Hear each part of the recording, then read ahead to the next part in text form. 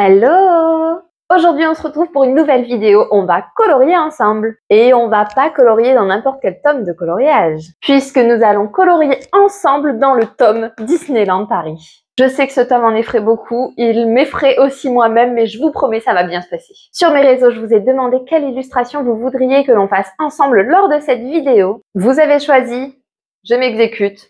Sortez vos crayons. C'est parti pour le coloriage. On va d'abord prendre un moment pour parler de la beauté de ce tome de coloriage. Donc c'est un tome de coloriage qui vient des éditions Hachette et qui a été illustré par Tracy Desouza. Et regardez-moi ces illustrations comme elles sont sublimes. On a des illustrations qui sont hyper détaillées, très fidèles aux attractions et aux différents lieux qu'on peut retrouver sur le parc. Pour moi, c'est clairement l'un des plus beaux tomes de coloriage que je possède. J'ai déjà fait cette illustration ici de l'attraction du labyrinthe d'Alice. J'ai fait également cette illustration de l'hôtel à l'entrée de Disneyland. Pour les fans de Disney comme moi, peut-être comme vous, clairement ce tome, il est pépite, il est collector et j'en suis juste absolument fan, je le trouve superbe. Sur mes réseaux, je vous ai donc demandé quelle illustration vous voudriez que l'on fasse ensemble. Il y a eu plusieurs votes, j'ai choisi en fonction aussi de mes préférences. Et nous allons donc partir aujourd'hui ensemble sur le coloriage de cette illustration, qui est l'illustration de l'attraction du Pays des Contes de Fées. Vous avez été tellement nombreux et nombreuses à me dire à quel point ce tome, vous le trouviez très beau, mais à la fois très impressionnant pour pouvoir vous lancer dans le coloriage. C'est pour ça qu'aujourd'hui, on fait ce petit Color With Me ensemble sur cette illustration. Ce que je fais quand je débute une illustration de ce genre, c'est que je vais d'abord chercher des photos qui vont me servir un peu de modèle parce que j'aime, surtout dans ce tome-là, avoir un coloriage qui soit fidèle aux couleurs que l'on peut retrouver réellement dans les attractions. Donc ici, j'ai tapé l'attraction des Contes de Fées et je vais me sélectionner plusieurs illustrations qui correspondent à ce qui est représenté ici. Donc par exemple, on voit bien les cubes et le livre. Je télécharge les images. J'aimerais une petite photo où on voit bien les bateaux. Parfait. Et à l'aide de ces photos, je vais venir choisir mes couleurs pour qu'elles puissent être le plus fidèles possible au modèle. Pour commencer, alors je vais vous montrer, en fait, il y a plusieurs techniques. Soit vous pouvez partir sur... Ici, par exemple, j'ai fait un coloriage 100% crayon de couleur. Il n'y a que du crayon de couleur, ici de l'aquarelle pour le ciel, mais sinon tout le bâtiment est réalisé au crayon de couleur. C'est extrêmement long de partir sur cette technique-là. Du coup, pour ma deuxième illustration que j'ai réalisée, donc celle ici, je suis partie sur une base au feutre à eau et ensuite je suis passée par-dessus avec des crayons de couleur pour pouvoir dessiner les ombres et lumières, etc. Bref, venir ajouter un peu de profondeur à ce coloriage. Pour l'illustration que nous allons faire, je choisis du coup de passer par les deux étapes, donc à savoir d'abord le coloriage au feutre et ensuite les ombres et lumières au crayon de couleur. Ce qu'on va faire, on va commencer ensemble par les cubes, qui est probablement l'étape la plus simple. Je vais sortir mes nuanciers, donc ici je pars sur les fibres incolores, la base sûre. Et avec mes nuanciers en poche, je vais reprendre ma photo et à l'aide de la photo, je vais venir regarder quelles sont les couleurs. Donc ici, le cube avec le cercle serait a priori jaune. Donc j'essaye en fait de choisir le jaune qui serait le plus adapté, sachant que sur les fibres à color, il n'y a pas énormément de teintes jaunes. Donc a priori, on va partir plutôt sur celui-ci, le numéro 35. Je prends mon numéro 35 et je vais venir colorier toutes les zones qui sont censées être jaunes. Donc à savoir mon cercle ici. En soi, vous pourriez faire uniquement le coloriage au feutre à eau aussi, si c'est ce que vous préférez. Il n'y a pas de règle quant à savoir quel médium utiliser sur ce type de coloriage. Moi, c'est vrai que ce que j'aime avec les crayons de couleur, c'est qu'on peut vraiment venir ajouter de la profondeur, des effets d'ombre, de lumière très intéressants qu'on ne retrouve pas forcément avec les feutres à eau. Donc, c'est ce petit côté-là que je recherche et c'est pour ça que j'ajoute les crayons de couleur. Ensuite, je vais venir regarder ici le B et la petite étoile. Quelle couleur? Je pense qu'on va être plutôt sur celle-ci. Oui, le 82. C'est vrai que ce tome, il est particulièrement impressionnant et je l'ai acheté à sa sortie. J'ai mis du temps à me lancer dans les coloriages parce que je trouvais vraiment qu'avec tous les détails, il était vraiment waouh, bluffant, quoi. Et j'avais tellement peur de me louper que du coup, je me lançais pas. Bon, sauf que quand on agit comme ça, du coup, on n'apprend pas, on n'expérimente pas, et ça, c'est trop dommage. Donc, effectivement, soit on garde le livre en mode déco, trophée, et on garde les illustrations telles quelles, sans les colorier, c'est possible aussi, hein, pourquoi pas. Si vraiment on veut s'améliorer dans le coloriage, il faut se lancer, quoi. On peut tester différentes techniques. Vous avez vu que sur mon tout premier coloriage, j'ai fait uniquement du crayon de couleur. Là, maintenant, sur le coloriage suivant et sur celui-ci, je teste avec les feutres à eau en base. Et probablement qu'au fur et à mesure que j'avancerai dans ce tome, je choisirai et je développerai d'autres techniques. On peut aussi expérimenter au niveau de la créativité, c'est-à-dire qu'on peut ne pas vouloir reproduire les couleurs que l'on retrouve sur les attractions réelles, et improviser et tester quelque chose de complètement différent. J'essaye vraiment d'appuyer le moins possible parce que c'est vrai que les pages sont malgré tout très fines et c'est pour ça que ça peut transpercer si on a des feutres qui dégorgent beaucoup d'eau. Les fibres à color ne dégorgent pas tant d'eau que ça, mais il y a certains feutres qui vont être beaucoup plus humides que d'autres. Et du coup, c'est pour ça que sur mon précédent coloriage, il y a eu des petites fuites sur le recto. S'il y a des zones qui restent blanches, qui ne sont pas coloriées, ou si on voit des traces, en vrai, c'est pas très grave parce que avec les crayons de couleur, vous allez voir que ça va venir masquer tous ces petits défauts-là, ce qu'on pourrait considérer comme des petits défauts. Ce qui est aussi extrêmement impressionnant, alors au-delà du fait qu'il y ait plein de détails, plein de couleurs, plein d'éléments à colorier, c'est également que ça prend extrêmement longtemps. Et en général, quand je m'engage sur ce type de coloriage-là, donc dans le tome Disneyland Paris, je sais que j'en ai pour plusieurs jours. Hein. On a mon quatrième cube qui est colorié. Pour colorier la couleur de base du cube. Alors, ce que je fais là, vous voyez sur les cubes, il y a plusieurs teintes. Donc, on voit c'est une couleur bois qui est un peu plus foncée ou claire selon les endroits. Quand je colorie avec les feutres, je colorie d'abord, en fait, je colorie la couleur la plus claire. Parce que je vous explique, les zones d'ombre et de lumière, je vais venir les ajouter avec les crayons de couleur. Donc, c'est pour ça que j'essaye de colorier uniquement la couleur la plus claire. Bon, là, le problème, c'est qu'avec les fibras, la couleur la plus claire, je la possède pas. Peut-être je peux trouver avec d'autres feutres. Alors, je prends mes nuanciers, des aquamarqueurs et je vais venir vraiment chercher la teinte la plus claire possible, qui serait peut-être bien celle-ci. Je vais venir colorier, en fait, tous les cubes.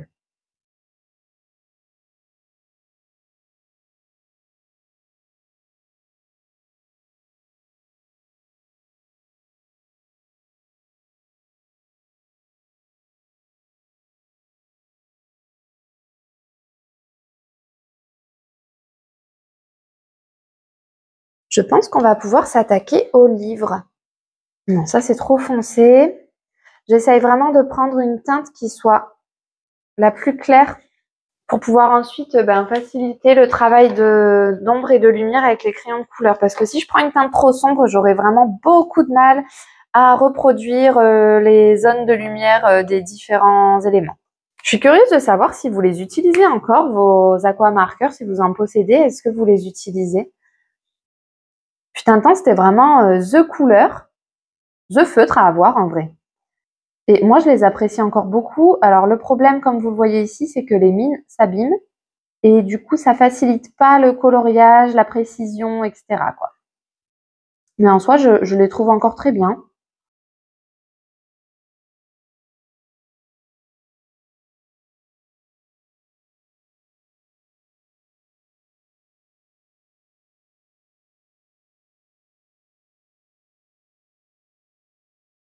On va essayer de tout faire d'abord au feutre. Tout ce qu'on peut faire au feutre, on le fait.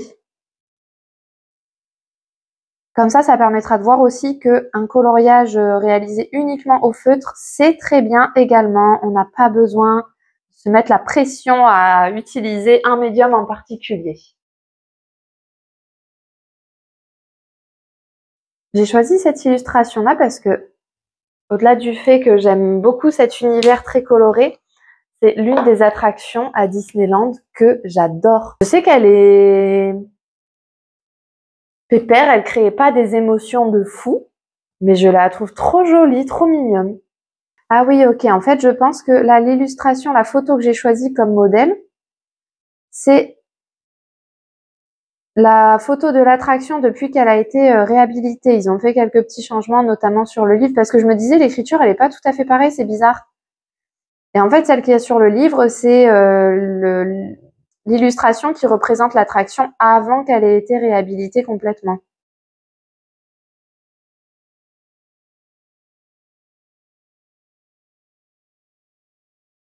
Ça, on le fera uniquement au crayon de couleur par la suite. Donc pour l'instant, je le laisse tel quel.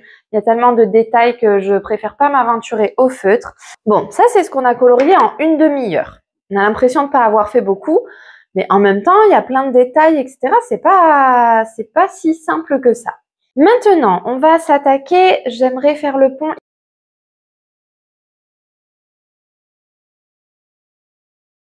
Donc là, on va faire les pierres, qui sont en vrai, comme vous le voyez, de plein de couleurs différentes. Donc ce que je vais faire, je vais essayer de prendre une teinte relativement claire et tout va être délimité après avec les crayons de couleur. Vraiment, cette étape-là du coloriage, c'est pas la plus dure, dans le sens où je mets juste ma couleur de base. Après, au feutre, on pourrait également, un peu comme ce que j'ai fait ici, on pourrait colorier pierre par pierre avec un feutre différent. Là, les pierres sont vraiment trop petites. J'ai pas du tout la foi de m'embarquer sur un tel projet. Et je vais colorier tout le pont.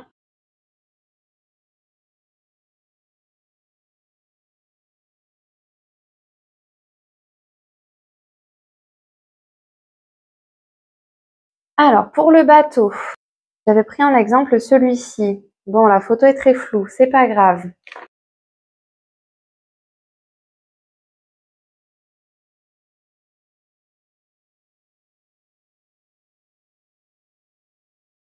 Ce que je vais vous proposer, là, je finis de tout colorier au feutre. Et on se retrouve ensuite pour que on voit ensemble quelles vont être les étapes. Ça fait quoi, 1h30 que je suis sur ce coloriage et j'ai terminé la partie du coloriage au feutre. Je vous montre le résultat. Est-ce qu'il y a plein de traces de feutre? Oui. Est-ce qu'on s'en fiche? Oui, parce que vous allez voir, on va apporter la touche de finition à l'aide des crayons de couleur. Les couleurs sont pas tout à fait similaires à celles que j'aurais souhaité obtenir. Là, par exemple, je voulais que ce soit un peu plus vert, mais j'ai pas trouvé la teinte qui correspondait. C'est pas grave, je vais essayer de corriger, d'améliorer le tout avec l'étape des crayons de couleur. En tout cas, ce qu'on voit, c'est que déjà au feutre, on a un résultat qui peut être le résultat final. On n'a pas besoin de s'enquiquiner, de se mettre la pression pour obtenir un rendu particulier. Voilà, là j'ai juste colorié au feutre, je me suis fait plaisir et il me manque l'étape des crayons de couleur parce que j'aime ajouter toutes ces zones d'ombre, de lumière, ajouter de la profondeur et du volume à mes coloriages. Mais en soi, uniquement au crayon de couleur, ça le fait parfaitement. Ce que je vous propose, c'est que pour aujourd'hui, je vais m'arrêter là et je vous reprends demain pour la partie du coloriage au crayon de couleur. Jour 2 pour le coloriage du tome Disneyland. C'était arrêté là et le projet pour aujourd'hui, ça va être de venir apporter les touches de lumière et d'ombre avec les crayons de couleur. C'est parti. Qui dit deuxième étape dit je vais dégainer mes petits chouchous, mes Prismacolor. Regardez-moi ces beautés. Là, c'est le moment où je regarde ma page et je me dis ok, il y a du taf les gars, on n'est pas prêt. Et en même temps, ça va le faire. On se donne du courage, on va y arriver. Je vais commencer ici par la bordure du livre, c'est ce qui me paraît le moins insurmontable pour commencer.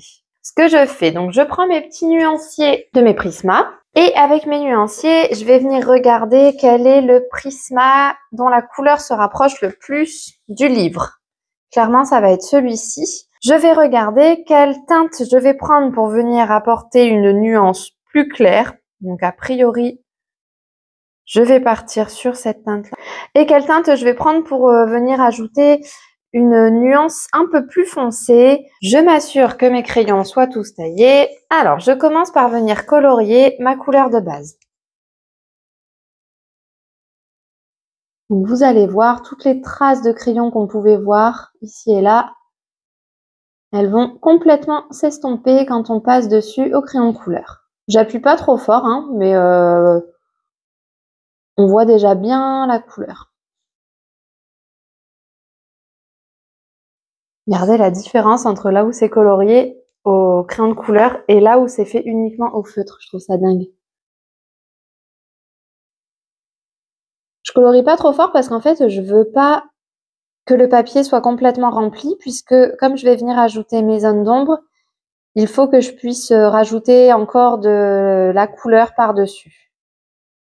Ici, ce que je vois, c'est que j'ai une grande zone d'ombre qui est même noire. Donc, je prends mon noir et je vais venir ajouter ma zone d'ombre. Il va être une zone très marquée, donc je vais pas faire de dégradé parce que, comme on le voit sur la photo, c'est très franc ici. On voit pas de dégradé. Le trait est très net.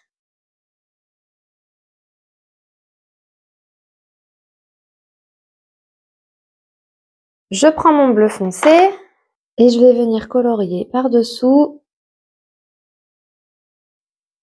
Et c'est ici, dans l'angle, que l'on va voir le dégradé. Donc là, je relâche un peu la pression que j'applique sur mon crayon pour venir créer un dégradé à cet endroit-là. Ici, j'appuie un petit peu plus fort et je relâche vraiment quand j'arrive au coin. Et ici, je suis au coin, je vais venir reprendre mon bleu de base et je viens créer mon dégradé avec mon bleu foncé. Là, vraiment, quand je suis sur ce coin, avec le bleu foncé, c'est comme si presque je caresse le papier, quoi. J'essaye de faire en sorte que le dégradé soit le plus clean possible. C'est pas trop mal. Pour venir créer un bleu un tout petit peu plus foncé là sur la tranche, ben pareil ici, je vais venir balayer très délicatement le côté du rebord. C'est juste histoire que la couleur qui est ici et celle qui est là ne soient pas les mêmes. On voit bien qu'il y a un effet d'ombre. Je viens reprendre mon bleu de base et je colorie de nouveau sur ce rebord. Logiquement, la couleur va être un petit peu plus foncée puisque je mélange deux nuances de bleu.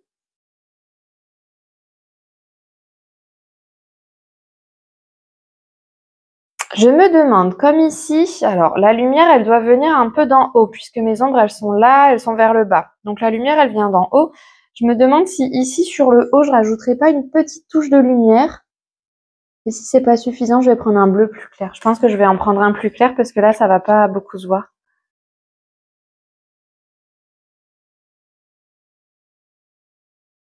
Je vais regarder plus précisément sur ma photo. Donc on voit que la lumière, elle vient du haut et de ce fait, le livre qui est en 3D vient créer une ombre ici sur le bas du livre et donc au niveau du support. Comment je vais matérialiser ça? Je vais prendre mon bleu plus foncé et je vais essayer de reproduire comme sur la photo. Donc à savoir, ça fait un truc un peu comme ça. Oups. Oh bah décidément, je fais que de déborder.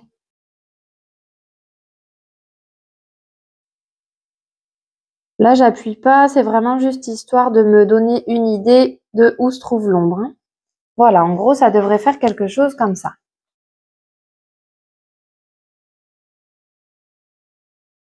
Et ensuite, je reprends mon bleu de base et je vais venir colorier les zones que je n'ai pas encore faites. Pour le dessous du support, on part sur le bleu foncé. Mais l'ombre n'est pas aussi foncée que celle qu'on a ici. Donc je ne vais pas appuyer très fort, comme ça je vais pouvoir venir apporter un peu de luminosité à cette ombre. Bon, c'est juste une nuance de bleu un peu moins foncée, quoi. Qui est un entre-deux entre celle-ci, qui est ma couleur de base, et cette ombre-là. On passe de l'autre côté du support. Bon, j'ai fini le support du livre. C'était probablement l'étape la plus facile. Il va falloir maintenant assumer de s'être lancé dans ce coloriage. Et je ne sais pas trop par quelle étape poursuivre. Je propose que l'on fasse les cubes. Alors, pour faire mes zones qui vont être un petit peu plus foncées, je vais tout simplement suivre le modèle. Donc, on voit qu'il y a ici des zones d'ombre marquées C'est-à-dire que là, je peux dessiner vraiment le trait. Et ensuite, ça part en dégradé. Pareil ici, c'est marqué et ensuite, ça part en dégradé. Je vais tenter de reproduire la même chose. Tenter est le mot-clé. Donc ici, on va dire que c'est l'ombre qui va être plus marquée. Et ensuite, je vais venir relâcher le crayon pour simplement effleurer et créer mon dégradé. Mes zones de lumière, elles vont être ici, clairement. Je me demande si je vais pas ajouter du blanc pour la rendre encore plus claire. Parce que là, on dirait que c'est ma couleur de base alors que ce n'est pas censé être le cas. Ensuite, ici, je vais venir recréer mon dégradé. Ensuite, je prends ma couleur de base et je viens colorier sur la couleur la plus foncée et je vais poursuivre le dégradé. Donc pour trouver la couleur qui va me servir à faire mon ombre, je vais essayer de comparer les couleurs. J'ai l'impression que ça fait un genre de marron. En direct de mon bureau, je vous montre où on en est. Ici, on a fini les cubes. J'ai reproduit vraiment les mêmes motifs que ce que j'avais montré sur la photo.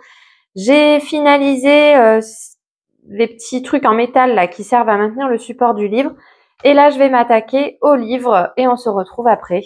Ça fait à peu près 3 heures que je suis sur ce coloriage. Je pensais pouvoir terminer le livre et les cubes. Force est de constater que c'était un petit peu optimiste. Voilà où j'en suis pour le moment.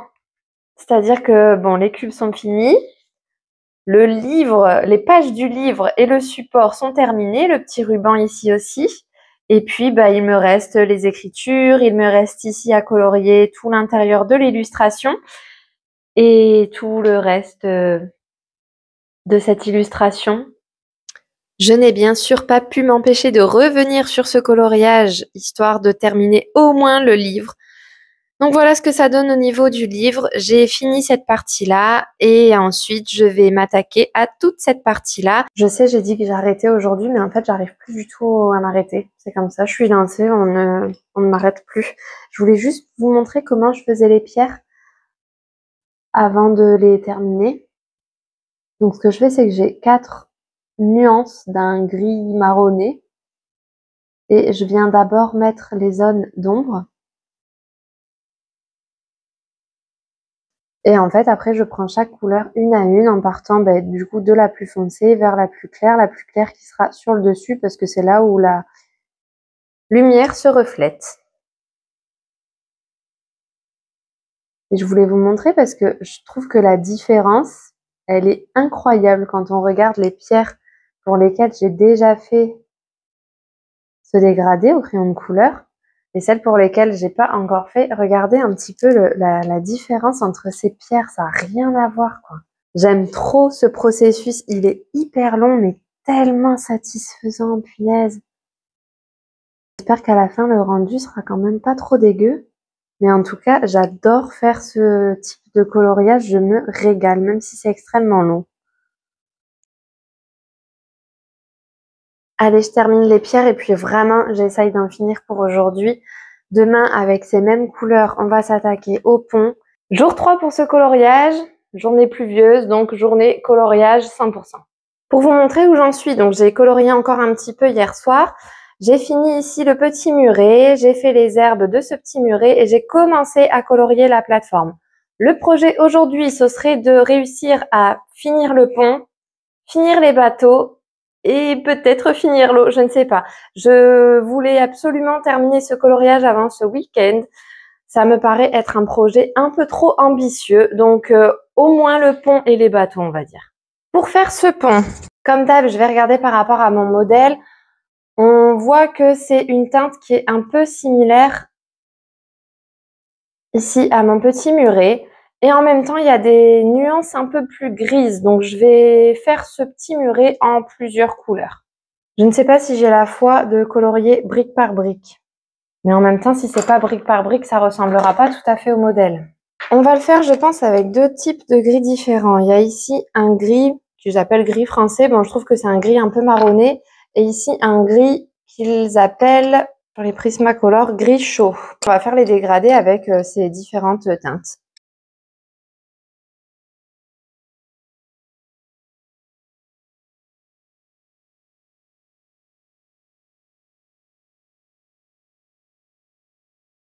Ça fait plus de 2h, 2h30 que je suis dessus. J'ai terminé le pont. Il va me rester ici à faire l'ombre, mais je vais vraiment la colorier en noir. Je vais pas me casser la tête.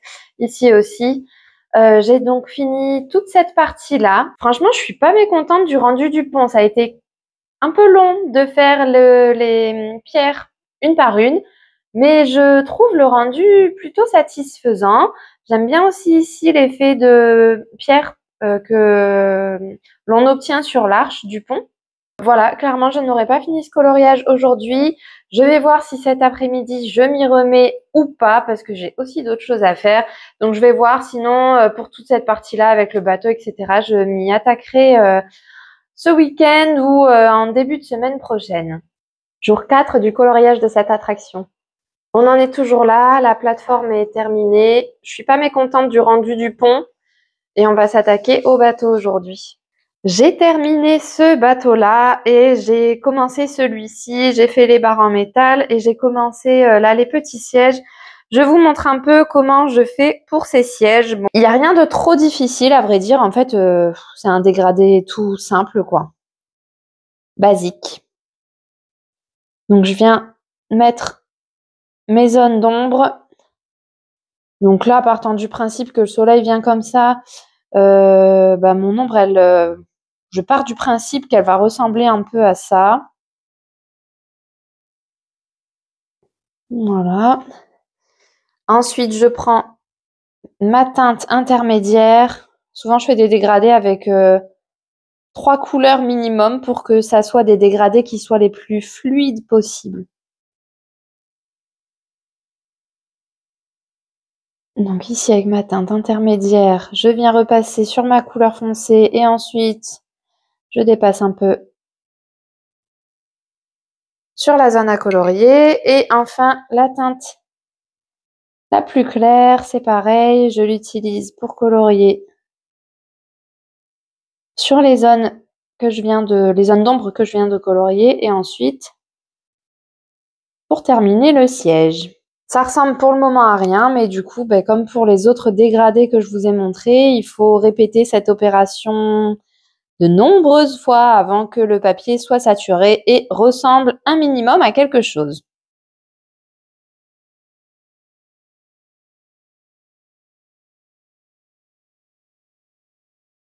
Ensuite, avec mon crayon noir, je viens ajouter des zones d'ombre plus marquées, ici sur le côté, ainsi que en haut du siège. J'essaye de l'estomper très légèrement.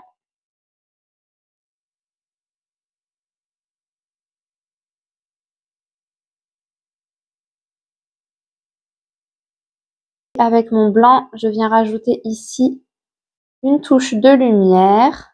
Jour 5 de ce coloriage. On en est là. Hier, j'ai fini complètement la barque ici. J'ai fini celle-là. Le livre, le pont, la plateforme est terminée. Il me manque l'eau, le bord de la plateforme, le ciel et les arbres. Et j'en ai fini. Il faut absolument que je termine. Aujourd'hui, je vous montre pourquoi. Voilà pourquoi. Il se trouve que Papa Noël est passé. Et il m'a ramené les 320 feutres à alcool de chez OU, la gamme Honolulu.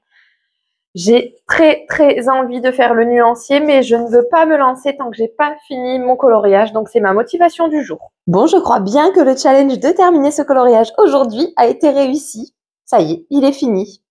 J'ai ajouté du coup ici des petits reflets pour colorier l'eau. J'ai fait le ciel à l'aquarelle, les nuages, j'ai juste repassé un petit peu les contours en bleu. Et voilà notre Color With Me terminé. Ainsi s'achève ce Color With Me. Ça m'a fait super plaisir de colorier avec vous cette illustration de ce tome Disneyland Paris que j'adore. N'hésitez pas à liker cette vidéo si elle vous a plu, à me suivre si vous voulez voir d'autres contenus de ce genre. On se retrouve vendredi prochain pour une autre vidéo et sur mes réseaux d'ici là. Je vous dis à très bientôt. Ciao, ciao!